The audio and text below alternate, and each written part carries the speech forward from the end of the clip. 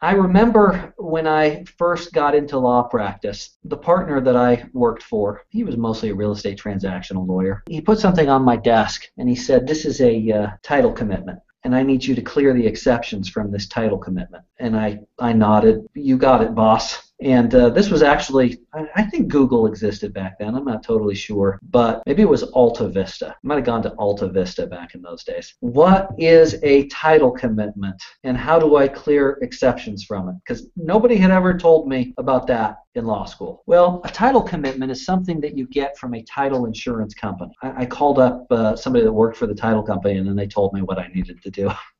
And I thought, if I ever really wanted to understand real estate, I would go to work for a title company. And that's what I did. I spent a number of years in-house counsel at a title agency here in Arizona. Title insurance is something that is hard for people to see any value in. It seems like a waste to them until they need it, and then they're really happy to have it. So I won't go into a long dissertation right now into the virtues of title insurance, but I will say this: get title insurance. If you're purchasing property, get an owner's policy of title insurance. And if you are lending on property, get a lender's policy of title insurance. Your lawyer can help you make sure that you've got the right type of coverage. It's not that expensive, and it can help you to avoid disasters. Because if you have problems with the title on property that you're purchasing or that you're lending on, it can truly be financially disastrous. Title insurance virtually eliminates most of that risk. I'll also say a quick word about escrow. An escrow agent is basically a neutral stakeholder in a transaction. So when you are purchasing real property, you would have an escrow agent that was an intermediary really between the buyer and the seller. And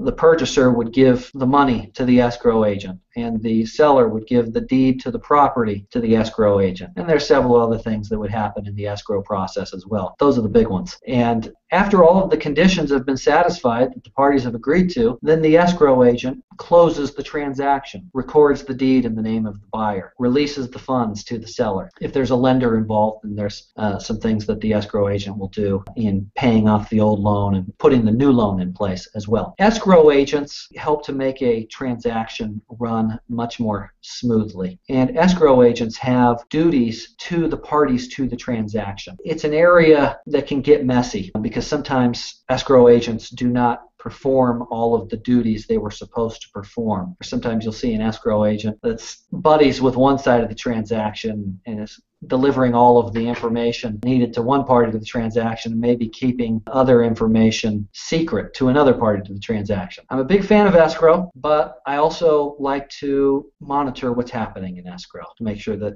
the job is being done properly. In Arizona, almost always the title insurance and escrow functions are performed by the same company. But that's not the case everywhere in the country. In some places in the country, when you have a real estate transaction, there will be a title insurance agency who's issuing title policies, and you have an escrow agent who is performing the escrow functions, and they're two different companies and two different people.